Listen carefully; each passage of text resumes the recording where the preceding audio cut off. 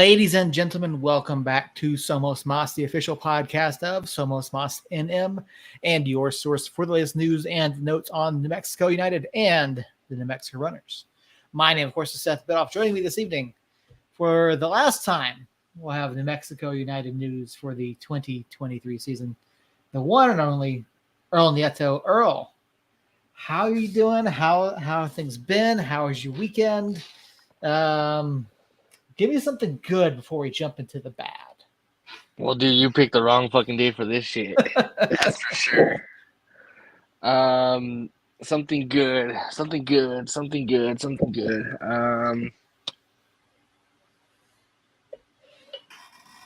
Carry on.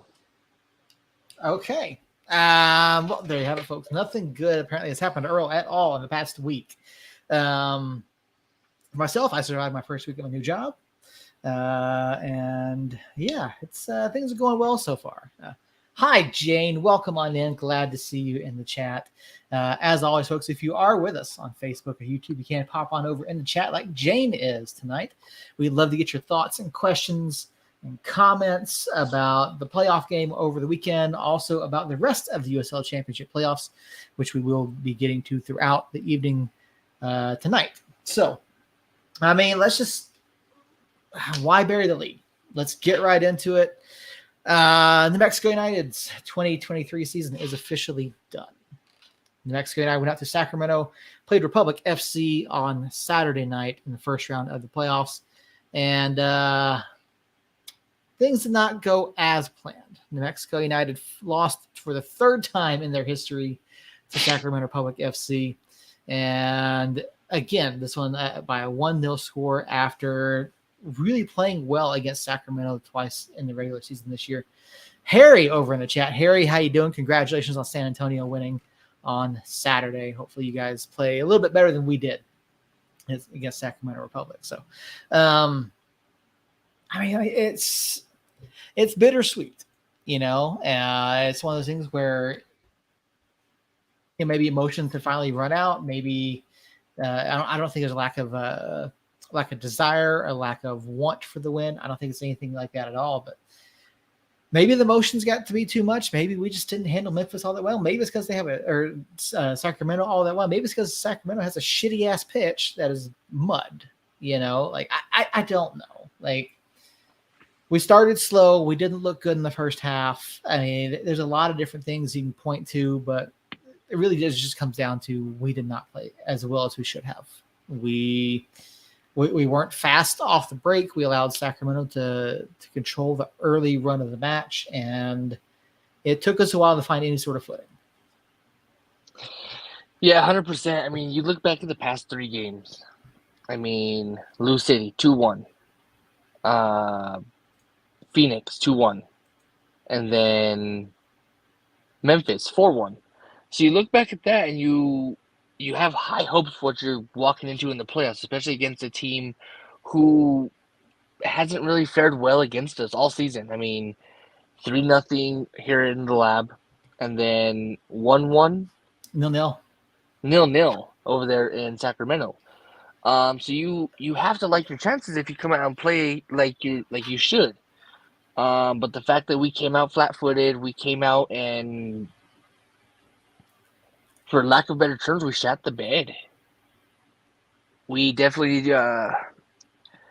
we played as if George Washington was coordinating the train. Is George Washington one of your words tonight? It is. Oh my word! All right, so if you haven't caught the show in a while, Earl tries to sneak in some secret words into the show, and well, I appreciate the efforts that you've shown in the past few weeks, and the words have been kind of slipped in. Yeah. Great words, by the way. Robert, how you doing? Robert in the chat. Team Earl greater than Team Jacob. I mean, I don't know. It might be up for debate now that we haven't seen Jacob in months. So I don't know. We'll leave that to he is still alive though. He is alive. We did see him at the Memphis match. So Jacob is alive and well He is finishing up his last few weeks at the police academy, and he should be back into November, we think. So, but yeah, Jacob and family are doing well. Did want to pass that along to everyone. So, but yeah, I mean, just you watch this match on Saturday, and but yeah, we'll do what we do. We'll show the highlights. We'll do the thing because But then, while you're pulling that up, I mean, you have to look at Sacramento's goalkeeper, Vidiello, or whatever his name is. I mean, former New Mexico United man, Danny Vidiello. Yeah, I mean, he put on a freaking top hat and a coat and went to work. Yeah, he played well. Sacramento did really well at the back. They stayed compact throughout the night when we weren't able to break it down. Like you could see it early on, particularly in the second half. I mean, Sacramento just dropped into the box and they just did not let up. I will say, what is shocking, maybe the most shocking thing about this match on Saturday was the broadcast.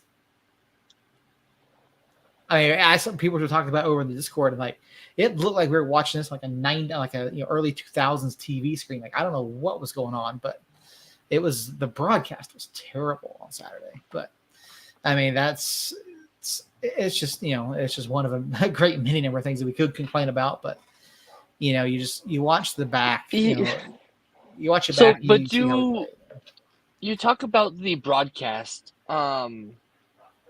That's always Sacramento broadcast, though. Their lighting sucks. Mm-hmm. Yeah, the lighting is bad, but I mean, just the quality of the video on the broadcast Saturday night was just not good. But here, we're coming up into the moment here where Sacramento does take the lead. We fail to clear the ball here, and then Rodrigo Lopez able to deliver a cross, and Connor Donovan just steps in front of, I want to say it was it Kalen? We'll have to look and see. Yeah, it started with Kalen and then ended kind of with the guy that gives them all up. What the fuck's his name again? Oh, yeah, Seymour. So, yeah, Astorga out here on the right. Will Seymour's not even on that side. Oh, he's right there in the middle. Okay, so he steps in front of Josh Suggs. That's what happens. So Connor Donovan steps in front of Josh Suggs, and Suggs, big guy, but he gives up. He gives up a pretty good run to Connor Donovan there. Just too much space, doesn't really mark him, doesn't really slow down that run at all. I think if Suggs has half a step on that, that goal doesn't happen. But Robert, to your point, I don't think they fix that pitch by Friday. I really don't. And they haven't fixed it all season. I mean, no, it's that pitch gets worse and worse as the season goes on every single year. Like you can just see how torn up it is 22 minutes into the match. I mean, maybe you can through all the fuzzies, but I don't know. But yeah, I mean, it really, this match, it came down to, I mean, Sacramento played so much better defensively than we did, and it's not to say that we gave up a ton of shots. We really didn't. We didn't really give up a whole lot in terms of, and then you get this massive save right here from Danny Vidiello, but. Yes, yeah, you said it right. You said it perfect right there. Yeah, we didn't give up a bunch of shots, or we didn't allow them to take as many shots. But the shots that we were taking were moonshots. Yeah, we didn't really have great looks, and again, that comes down to what Sacramento was doing defensively. A bunch of our shots were super far off or super far wide. I mean. Just not quality shots taken for sure. Yeah. You go back and you look at the stats. I mean, we had 11 shots and Sacramento had 7. Like you give up only 7 shots, you think you're gonna have a fairly good chance to keep your the other opposing team off the scoreline. But you see here, maybe Zico should make a better play here. Maybe that shot by Sergio, ill-advised. I mean, it was it wasn't a bad shot, but it was a really tight angle for Sergio leading up to that. Like,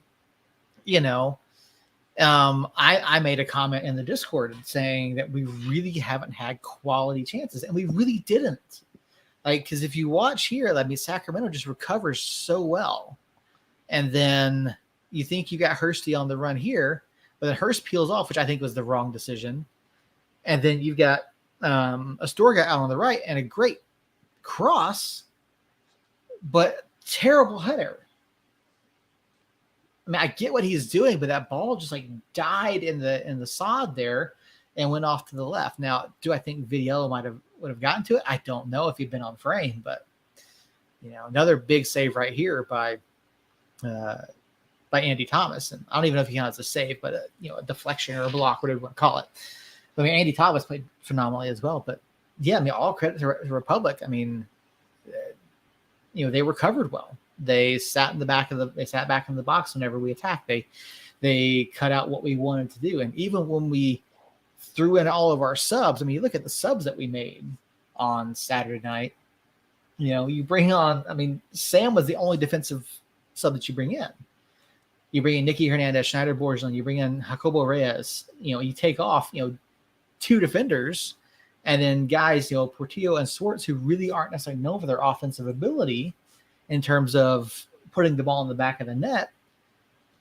And even then, like the chance creation just wasn't there. We couldn't see anything. We didn't see anything happen. Yeah, it's hard to do anything when the team that you're playing recovers so freaking quick. I mean, every time we would make a pass, there was at least 2 or 3 Republic players right there. Mm-hmm. Yeah, it was. I was looking. I didn't see it in the highlights. Maybe I've just missed it. I was looking at something else, but there was a moment. I think it was at the 19th minute where Vidiello came off of his line and grabbed the ball at a moment that I thought was handling. I went back and they showed the replays. I tried watching them, and to me, it looked like possible handling by Vidiello, but obviously the referee didn't make the call. And this is the USL Championship video gone wrong. Like, I don't know what the problem is here with that, but yeah, that's bad. I'm sorry, folks. That is a USL Championship game highlights video. That's not internet connection. That is, yeah. Let's try that again.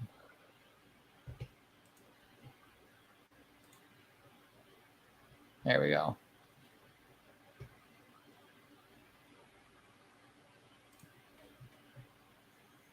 Yeah, I've learned I don't really like this ref. Yeah, he was inconsistent, but I mean, I don't think it necessarily cost us the match. It was more so, again, we didn't break down Republic like we should. But I want to watch through this, and I want to watch this again just to see if that ball where Vidiello came off his line shows. I don't remember if it did or not, but they showed the replay multiple times during the match, and like it's very, very close to a handling call. Which there was some discussion as to whether or not it was dogso.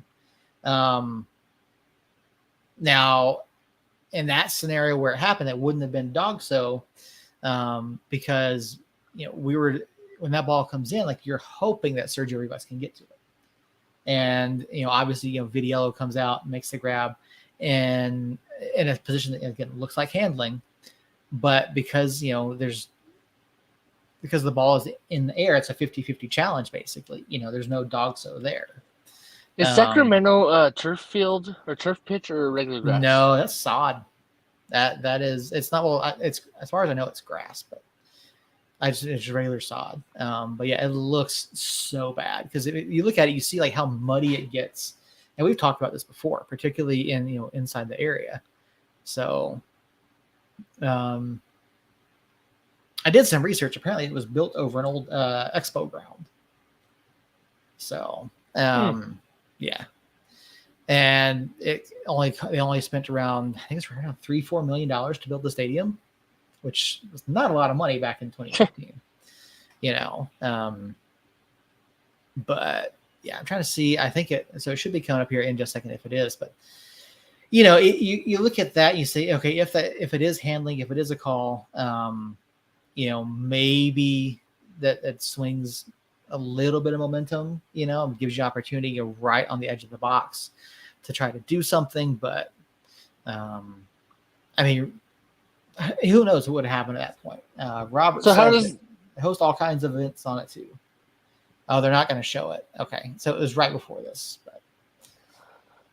it work? So if it is Dogso off of the keeper, Mhm. the keeper catches a red. Do they bring in their second keeper, or So what they could, so they can't sub the keeper himself. So once the red card happens, the keeper has to come off. They can then put a position player in goal and then use a sub if they want to bring their backup keeper on. right? Yeah, so they still have to play down a man. Now, if you watch a couple, I think it was 2 weeks ago, Olivier Giroud jumped in and played goal after their keeper got sent off in Ligue 1. Of course he did. So he did that and apparently had a really good match. They actually ended up winning that one. Of course they did. Yeah. So they did that. And then if you look at, and there was most of us were kind of flipping matches after ours ended on Saturday. You watch the end of the RGV Orange County match and made clear dog so by the keeper on that one. So yeah, it was yeah. Or not it wasn't RGV. It was was it RGV? I'm like, I didn't watch anything after United. I was out. yeah. Not RGV. It was El Paso. Sorry, it was the El Paso keeper came out, and got himself a red card there in like the closing minutes of that match, which was really stupid of him. Like, but yeah, I mean, again, here United has a chance to make video, make a mistake at the back, but I mean, yeah, all credit to Sacramento. We just didn't do what we needed to do, and it kind of felt like the exclamation, or like not the exclamation, the period on the season. It's just there's nothing like that like really stands out that we did well in this match. Is very indicative of how we played, throughout the season.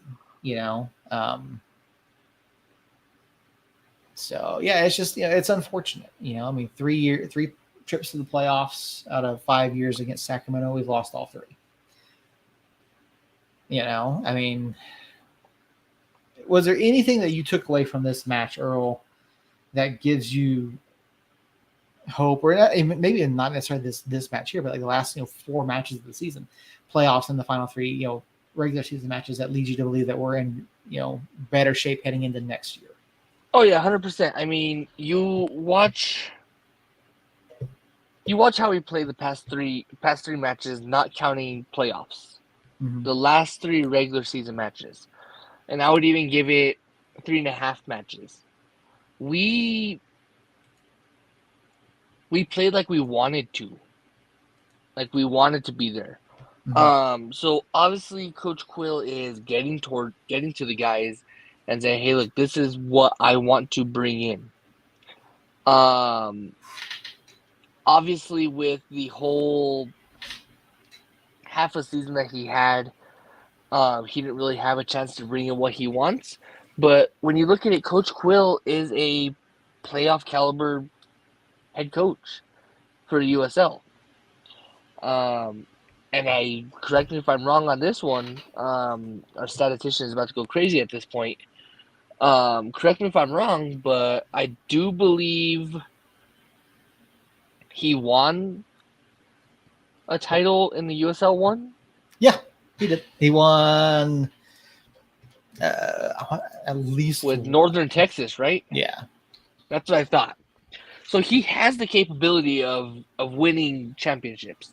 So I'm still fully in support of Quill. Had it been a rougher second half than what we had, granted, we had a terrible second half of the season. Namely, in part, key players of ours went down with injury. Chris Wehan to be one, which I have to call you out, by the way, because this guy right here, did say that there was a 50-50 chance of us seeing Bees before the end of the season. So my club source, that's what I was told. I was told by a member of the club that was the odds of Bees coming back. And when he doesn't even travel with the team, that kind of worries me. So that was a point of discussion Saturday night in the Discord as well. What happens with Bees in the offseason. And so, I mean, I guess we can go ahead and we can kind of get into it. We'll do our predictions here in a little while, but for the next round of the playoffs. But silly season is starting early for some folks, and there's already rumors and things floating around as far as who might be back, who might be leaving, and other changes from around the league. And Bees is one of the guys whose name has come up. People question whether or not he's going to be here. There's some discourse about him and his wife because of how she acted on social media. I think I want to say last year. How does she act on social media? I'm completely. There were some comments that were made on, I want to say Instagram posts that were negative towards Coach Zach Prince last year or earlier this year, one of the two. I know that she has been vocal on, I think, Facebook as well when there was some vandalism done to cars after matches. I don't know if that was this year. That part was this year, but apparently she was critical of Coach Prince last year. So yeah, I don't know. If I had to guess at this point, I think he's done. I think he's. I don't just mean with United. I think Bees is done. And I could be wrong. But I genuinely do. I genuinely think that he is done, especially after the broken kneecap and how long it took him to potentially come back.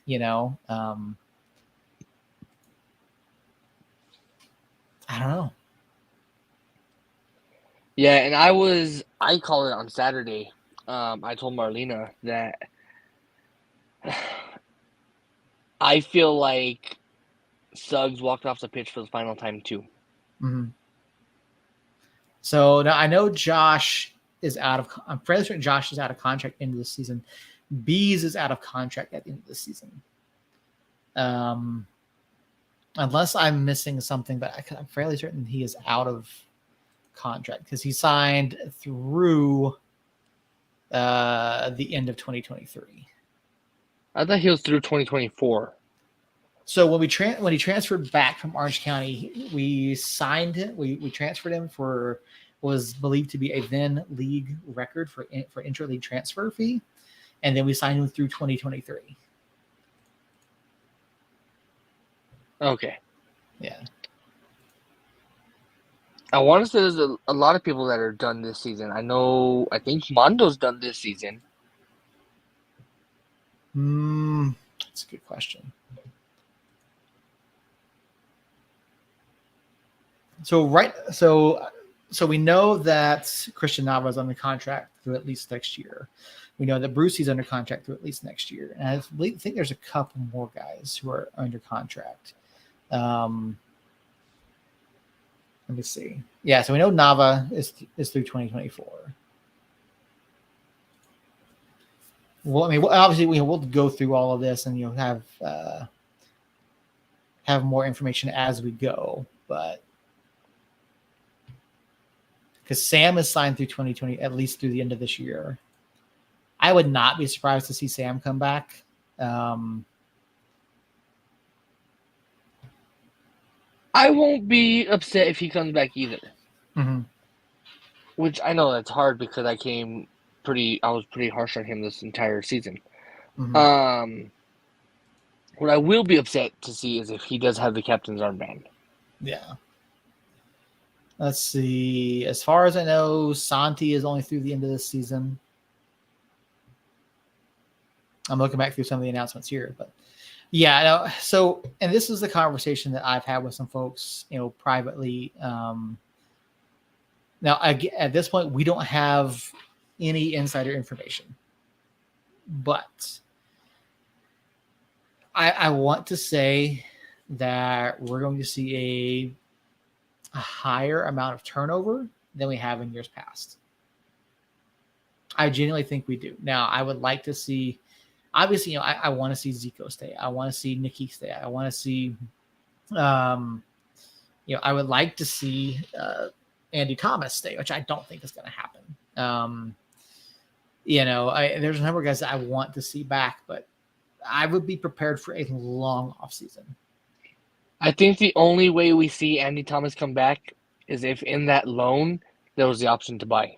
I don't think there is because it was only through the end of the season. So I really don't think that we signed him with on that type of deal. Yeah, that's what I'm saying. I don't think he does unless there was that kind of option in there. But I don't think that there is. Yeah, but of course, we don't know. Because, there's no transparency in this league. No. We don't know player size. Yeah, this is something that's going to bug me. I got into a discussion with someone on the Albuquerque subreddit the other day who was complaining about the stadium and how much players make and this, that, and the other. I'm like, I told this guy, you really have no idea how much these players make. He goes, well, there's none of the players are MLS caliber. I said, okay, and ripped off 6, 7 names of guys who played in the MLS or first divisions in other leagues, in other countries. And so I'm like, you do realize, like, as I said, top end, these guys are making low 6 figures. Top end, they're making low 6 figures. I said near the bottom of MLS MLS payroll. I said most of these guys are making 5 figures. Somewhere in the neighborhood of probably 60, 70,000 a year, if they're lucky. Yeah. Well, with the CBA, they're guaranteed X amount of money and so on and so forth, based on tenure. So, but yeah, I'm like I said, and you realize Justin Schmidt when he was here was supplementing his income working as a bartender. Like these guys don't make a ton of money. Look at Kalen. Kalen can't be making a bunch of money. I mean, even though he has a championship attached to his name, he has a photography business on the side. Mm-hmm. Oh, I mean, again, if I'm making, when I had my job, I was making, whatever I was making, but I still had side things that I was doing, because who doesn't want more money, right? Who doesn't want to be making more money? So, I mean, you look at these, if you're making, mid to upper, I don't want to say mid to upper, mid 5 figures, like that's not an easy living right now with the way things are. It's not. So guys having stuff on the side is not uncommon. Again, these guys aren't all making 6-figure plus salaries, like we have ideas about a couple of them, but we have no definite information because the league doesn't share that. The clubs don't share that, but they're making arguments. This guy's making the argument, oh, well, the club's not even good enough to play MLS. Well, no. Like I said, number one, the only way to get into MLS is to pay, at this point, over $500 million to buy a team. I said MLS or USL somewhere in the neighborhood of like 10 to 15 million. So yeah, so I think you can't compare them.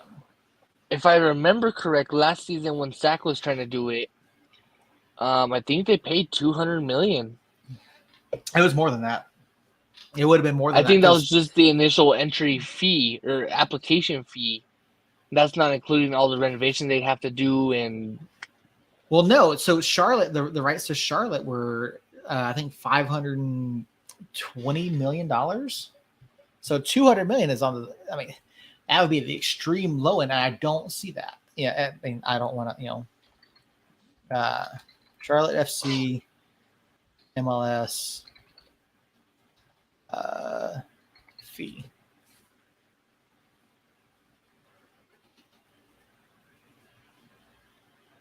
Well, I mean, according to this, it says Charlotte was $325 million. I saw a list. Oh, I think it was Inter Miami. That was like $500 million. But then I don't want to talk about Inter Miami. I mean, they're like fantasy league unit at this point. You know what? I saw a thing that really bugged me about Inter Miami, and Luis was no, man. Yeah, I saw it. I've seen that, but no. So I saw something. Oh, it was in the MLS wildcard playoff preview on ESPN. They talked about how someone beat Lionel Messi and Inter Miami on the final. Nobody beat Messi on the final. Messi didn't play the final week of the season. Yeah. Like, this is someone writing for ESPN.com. He was over there coaching his son. Yeah. It's just dumb. Like, this is why you need people that cover soccer specifically, and people that need to cover lower leagues specifically, because we have an ESPN.com writer that doesn't know what they're talking about. That's a problem. Yeah. And that's why people are so out of tune with American sports. Mm-hmm. They really are. Let's see. Where is it?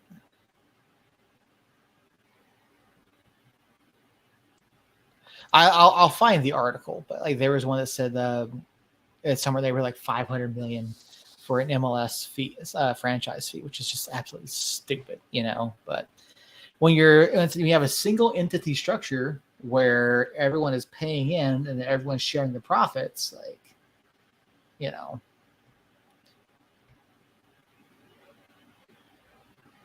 I don't know. It's just dumb. But yeah, I mean, you know, silly season is here. Silly season is starting. Players are going to be making moves. San Diego Loyal is done. Rumor has it, and I don't know if you heard this, Earl, but rumor has it things are not good down in the RGV. I did hear that. Yeah. That they are like seconds away from folding. Yeah, according to rumors, the owner of RGV FC has supposedly said that he no longer wishes to own the club. So there's a very real chance that RGV could be folding in terms of the whispers out there as soon as November. Which, thank God, because that stadium sucks. I mean, you could certainly say that. But I mean, the thing is, like, they've always had that relationship with Houston Dynamo. They've always been able to develop players. You know, you've HEB Park, while as bad as it is, you know, it's, you know, it really, like, it was a tough place to go and play. I mean, RGV played well at their home stadium for the most part, and you know, it's just. It's you hate to see it, you know, and it's like, okay, well, who does USL replace them with? You know, it may be a year or two, if not more, before someone replaces them. So, yeah, because if that does happen, I mean, you're looking at 2 Western Conference teams that are now out. mm-hmm. Yeah, it is true. It's difficult. You know, it's hard to see. You know, and for a league that is trying to remain as stable as possible. I mean, you've got, you know, you've got, you know, 2 clubs potentially folding this year. You know, Robert, you know, HEB Park, as I say, just never draw. Yeah, I mean, they're, you know, always near in the bottom half in terms of attendance. I was reading a comment earlier over on Reddit saying that someone pulled up to a game, thinking there was a pretty large crowd, thinking it'd be great for the game, but the people were there for a car show and not the soccer match, you know. So, yeah, it's just it's you know, it does kind of, you know, raise the question of where do they go? Where does USL go? How does USL continue to stabilize things? And, you know, what happens, you know, for the future, especially if MLS keeps trying to gobble up areas where USL teams already exist. Yeah, so going back to the whole entry fee thing, in 2013, New York City FC, shout out to Troy Lesane and Zach Prince, congrats by the way, agreed to pay a record $100 million expansion fee for the right to join MLS in 2015. This record was surpassed by ownership groups of FC Cincinnati and Nashville SC, fuck Five Stripes, which each paid $150 million to join MLS, FC Cincinnati in 2019, and Nashville in 2020. I don't know how much St. Louis City FC paid to join this season. But I do know that Major League Soccer has awarded an expansion franchise to San Diego, the league announced Thursday, after the ownership group paid a staggering $500 million to start a club in Southern California. Yeah. I want to say that was so much because they had to buy out Loyal. I don't think they did. I think they just said, fuck it, we want to put an MLS team in San Diego because of the market. And they said, fuck Loyal. Yeah. You know, like, yeah, it's just, it's stupid. Like, it really is. And this is part of the problem with U.S. soccer is that they're so willing to screw over in my opinion, a well-run league to continue to promote the backwards ass product as MLS because of all their stupid rules and how things work and the fact that the league will never be able to compete on the same scale as, you know, any international team. Right.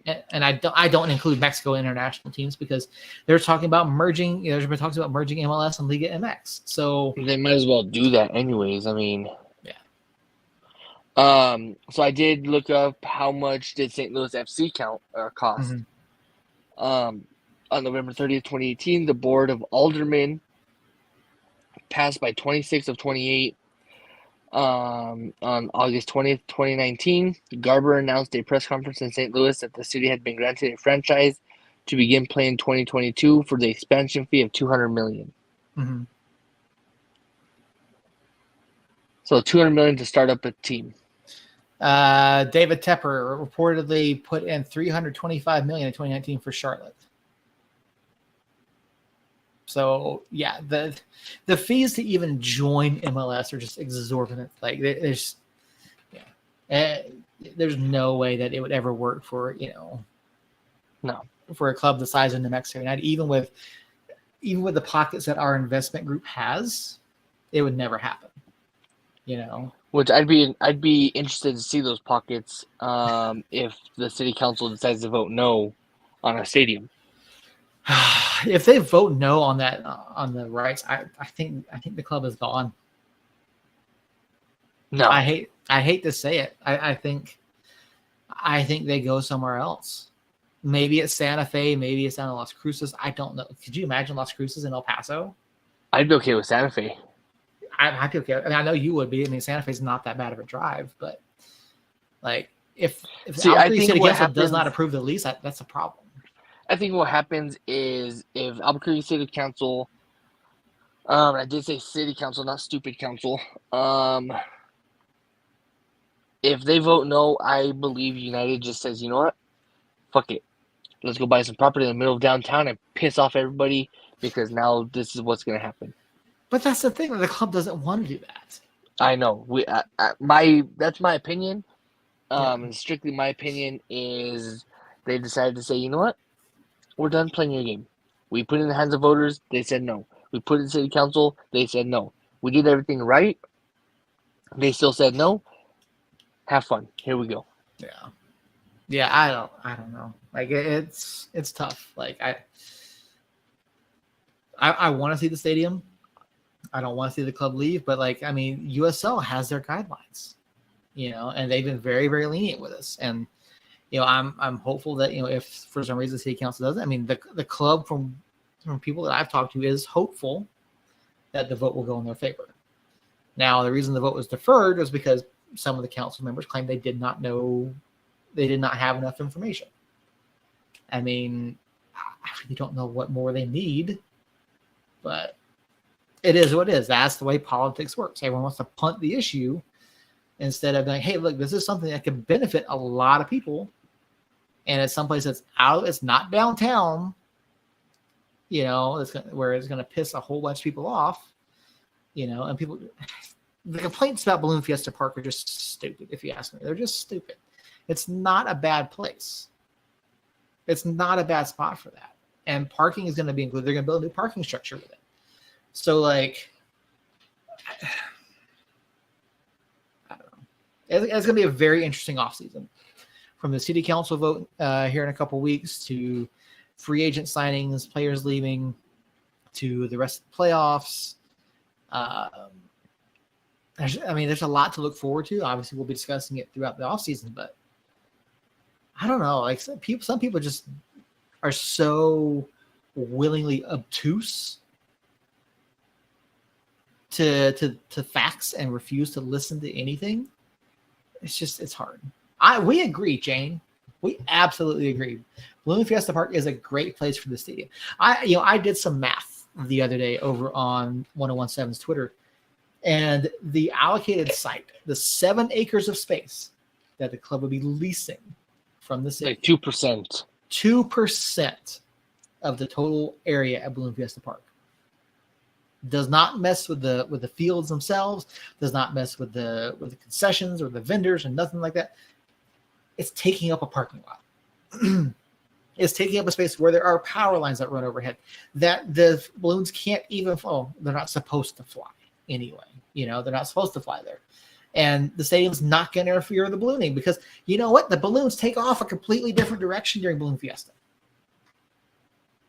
Unless, you get one of those pilots that we've seen on the news the past couple, weeks and months and, the past year or two that I've seen where they're dumbasses and screw up. Like there's, and like the ingress and egress are there that's, and the area can obviously handle the volume. They handle tens of thousands of people a day during Balloon Fiesta. You can handle 11,000 people for one night a week. Yeah. So 20,000 at most for 2 nights. Yeah, exactly. And it's But yeah, it's just like I said, people are intentionally obtuse, and they don't care to research. They don't care to read. They don't care to find out information. And I can tell you with certainty that the club has already done certain tests out in that area. Noise pollution, light pollution. They've done the tests. And I was told that when the noise pollution test was run, the closest homes, the noise level was that of a conversation.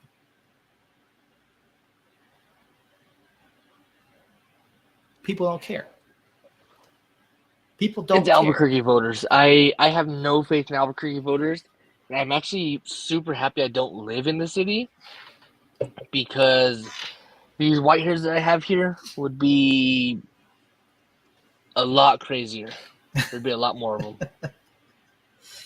Yeah, it's a trip talking to people about stuff, especially when they don't want to learn, they don't want to understand what's going on. They don't. People complain, well, money needs to go to this money. I saw people saying that it's city money. I'm like, there is no city money.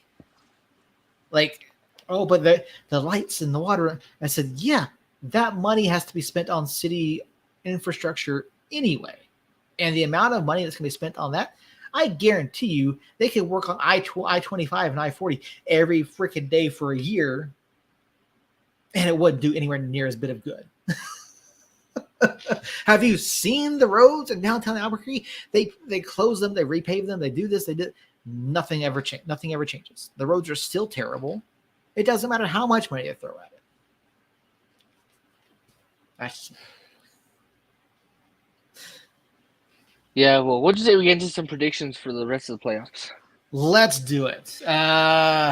We'll move right back into some soccer, get some actual talking points because no one wants to hear us ramble on about politics. So, obviously, I guess you call it quarterfinal round. Yeah, conference semifinals. I guess conference semifinal round, whatever you want to call it, is happening this weekend. You look at the Western Conference. You got Sacramento, San Antonio, number 1, number 4. San Antonio had a really strong season this year. Sacramento has been playing well. They're on a 4-game streak here coming into the playoffs, or counting the playoffs, I should say, 4-game winning streak. Sacramento, San Antonio. This to me, I don't know if San Antonio likes this matchup. I think Sacramento does provide some interesting issues for them, but I like this, and we talked about last week. We talked about throughout the season. San Antonio is my pick. They're my pick to win the whole thing. I think they have the best possible chance to come in and repeat. And looking back at the season series, they had a 0-0 draw with Sacramento back in April, and then where's the second? I scrolled right past it. They lost 3-1 Sacramento in June. Now, I know if Harry and Robert are listening, I think they might not be as confident in this matchup as I am, but I like San Antonio. I think San Antonio is the better team. Now, they did finish the regular season on a bit of a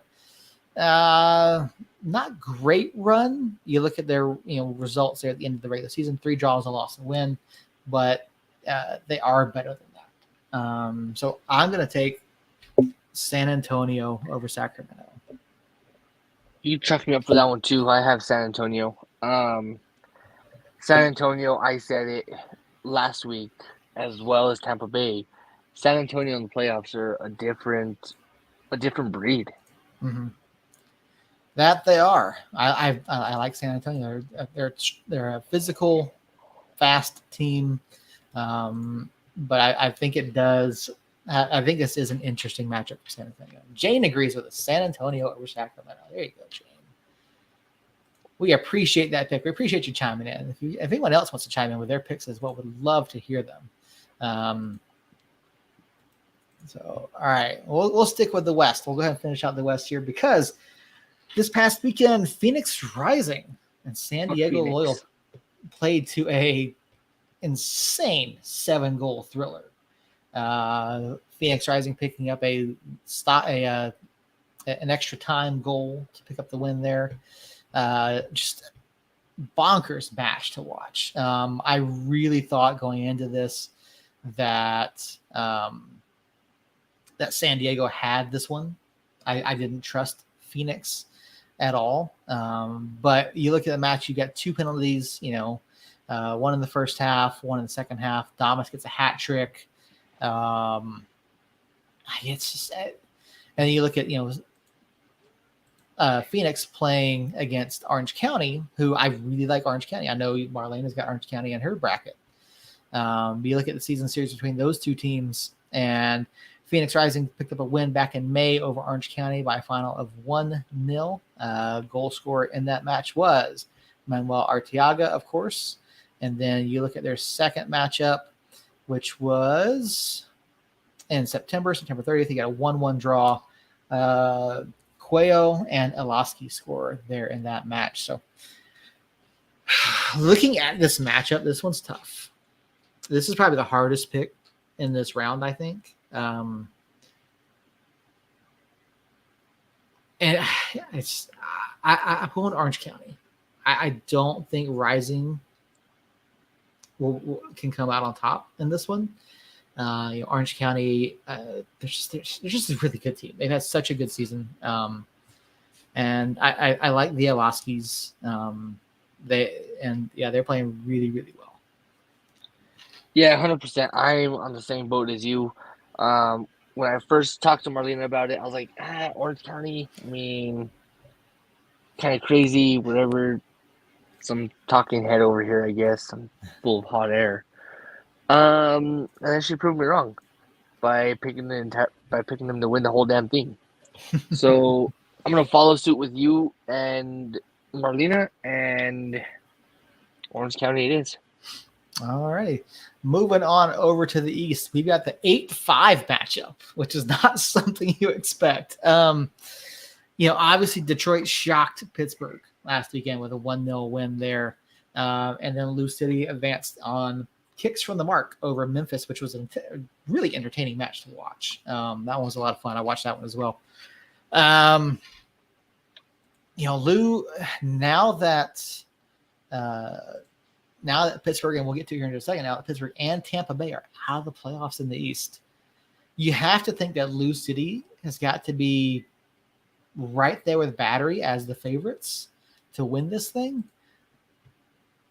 But if Detroit City showed anything else, it's that you can't count anyone out in the playoffs. Looking back at the season series, Lou City picked up a 1-0 win over Detroit City back in April. And then their return match was in July 19th. Detroit City won 2-0 at home over Lou City. This one, of course, is going to be in Louisville at Lynn Family Stadium, where Lou City picked up their first win over there. Can Detroit City do it again? Yes. I think Detroit City rides their wave, coming off a crazy momentous season point for them. Mm-hmm. Obviously barely squeaking into the playoffs, and then having to play the number one team in the league and knocking them off. I mean, you have to think that you have what it takes. Mm-hmm. So, yeah, I got Detroit on this one. Yeah, Detroit. Okay. I mean, they very well could do that, and again, they split the season series between the two sides. But I like Lou. I like Lou City at home. I think they're a team that definitely, I think they play better at home despite very similar home and road records. There's just a different feel about them at Lynn Family. So I'm going to go Lou City here over Detroit. And the final matchup of the weekend, Charleston Battery, who picked up a convincing 5-0 win over Indy 11. And then you've got Birmingham Legion with the upset over Tampa Bay. And now that's a matchup that you and I talked about last week. And neither of us got it right. Because you look at that and, Legion did not play well against I'm sorry, I take it back. Legion did play well, if I remember correctly, against Tampa Bay in the regular season, picking up a 2-0 win and then a 1-0 win over them. But you and I are both confident that it wouldn't happen in the playoffs, not the Tampa Bay, because, they're a good playoff team. What went wrong?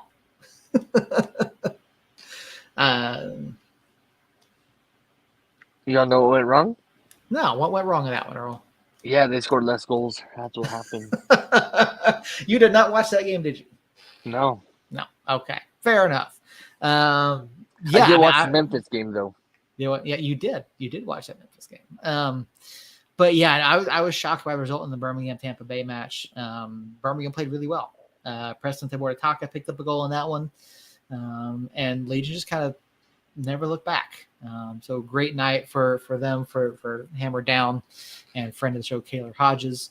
But I mean, Battery just walked all over Indy. It wasn't even a question about that one. Looking at the season matchup between those two teams, Battery had a 1-0 win over Legion in just 2 weeks ago. And then they played first time of the season back in July. Battery had a 2-1 win there as well. Earl, what's your pick for this final of the conference semifinals? I think Birmingham. Really? Okay.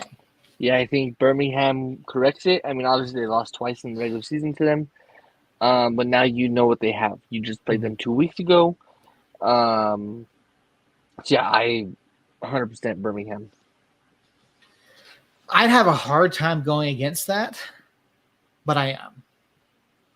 I just, I mean, yes, they got the upset. Battery are riding high right now.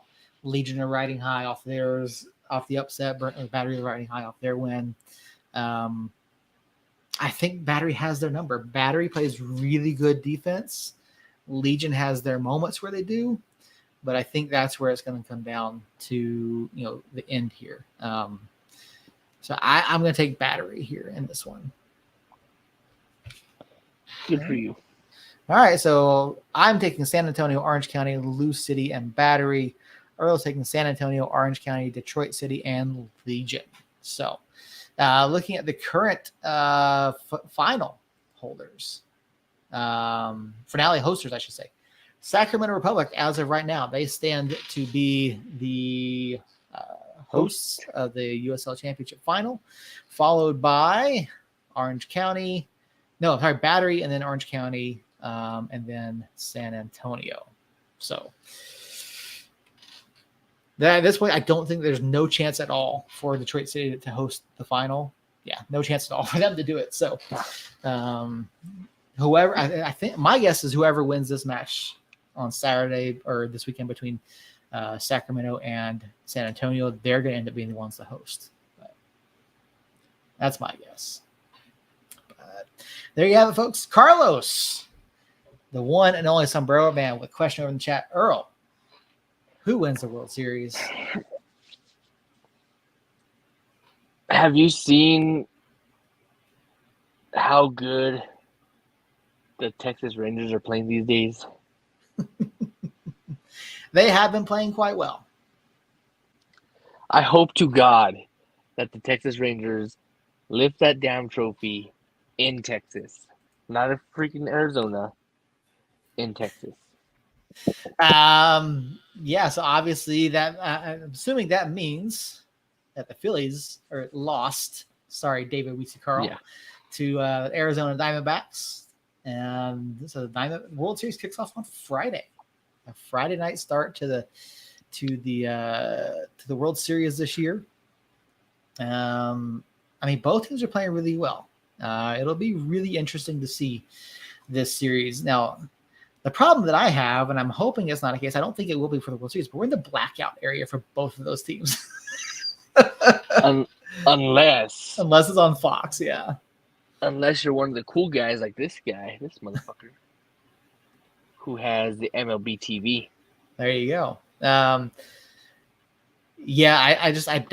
don't think the MLB will let this giant, the Southwest market. And so my concern about this World Series, I think the Diamondbacks are going to win, but you're fucking high. I think MLB has a problem with this series though, because neither of them are major media markets.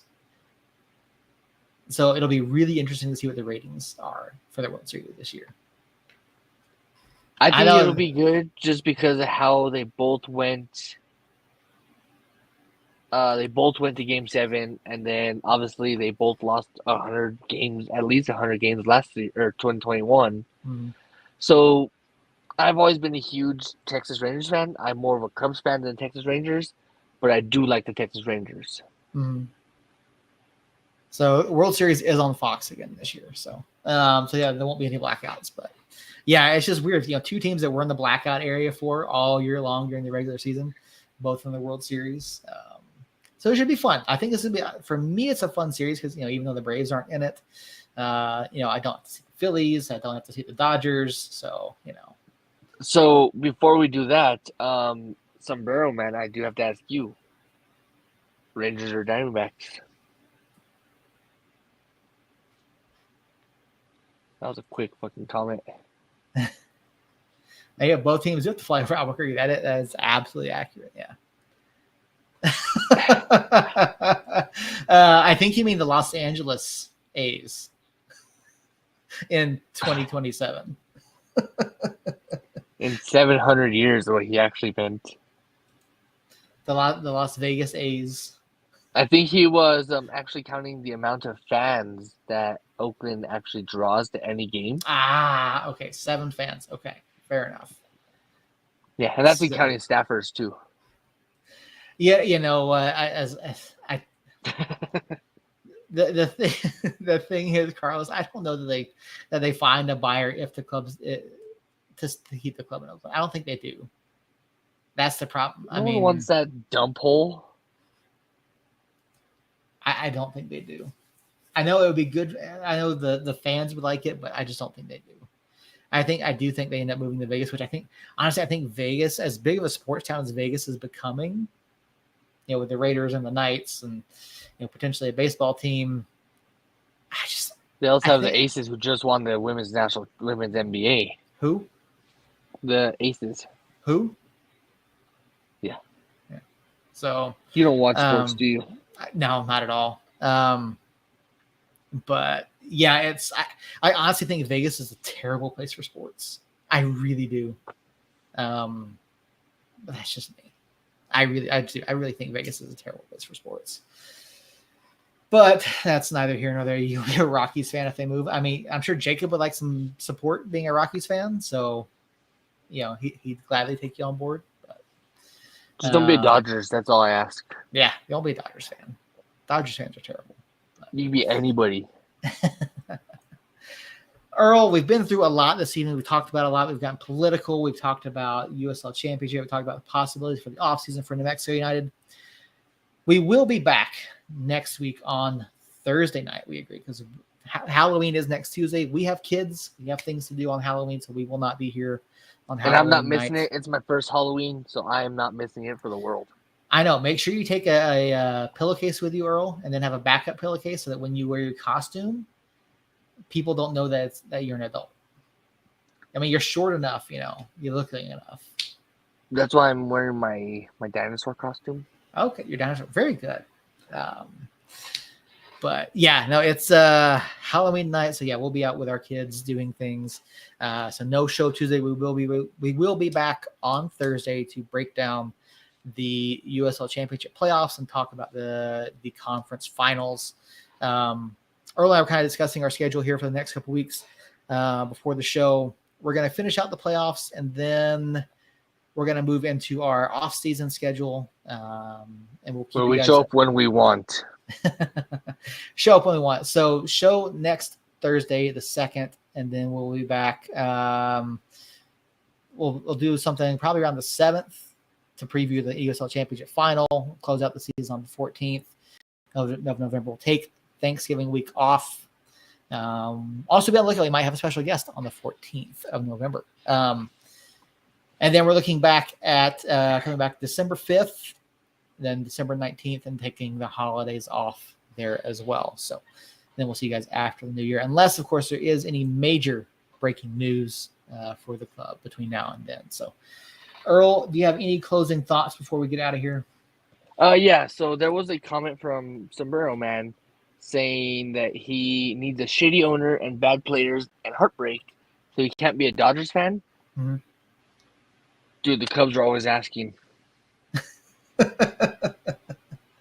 I don't know if can the Cubs even be included in that anymore? Exactly. They're a shitty team. Oh, alrighty then. Well, we literally have to wait another 200 years to get another World Series appearance. Yeah, no, absolutely. Yeah, and we will definitely be hyping that up here in the next couple of weeks. November 20th, City Council meeting. Be there. You'll be able to sign up online for public comment ahead of the vote on the lease. The club is hoping to pack the city council chambers and pack the online speaking as well. So keep an eye out for that information from the club. We'll be helping get that out as well. But yeah, Earl, if there's nothing else, I have nothing else. For everyone in the chat this evening, for Jane, Harry, Robert, Carlos, for Jacob, for Earl, for myself, thank you everyone for being here. Appreciate each and every one of you. It's been one heck of a season for New Mexico United, and silly season is next. And I feel like 95 years older after this season. Yeah, you very well just fine. Hang on, breaking news, because I got a cool phone that works. We have a special guest on the 14th of November. We do. Very cool. Earl, do you want to break that news or do we want to wait? We will tell you what. Do you guys show up next Thursday? I'll let you guys know. There you go. You heard it from Earl. You're here with us next Thursday night at our regular time, 9:00. We will have breaking news. Well, it's not breaking news anymore, but we'll have a special guest announcement. Yeah, we'll have a surprise for you guys. Yeah. That's your enticement to come back as we go through the postseason. So, and who knows? We might even be able to talk to each other about maybe moving this thing up an hour that night. I don't know. I'll have my kids that night, so then I guess we won't. Yeah, can't move it up that night. But yeah, so it'll be around 9:00 next Thursday. But so For everyone, thank you guys so much. If you're not here, you can, of course, hear the podcast on every major podcast platform later in the week. I do appreciate each and every one of you being here. And until next time, Somos Unidos.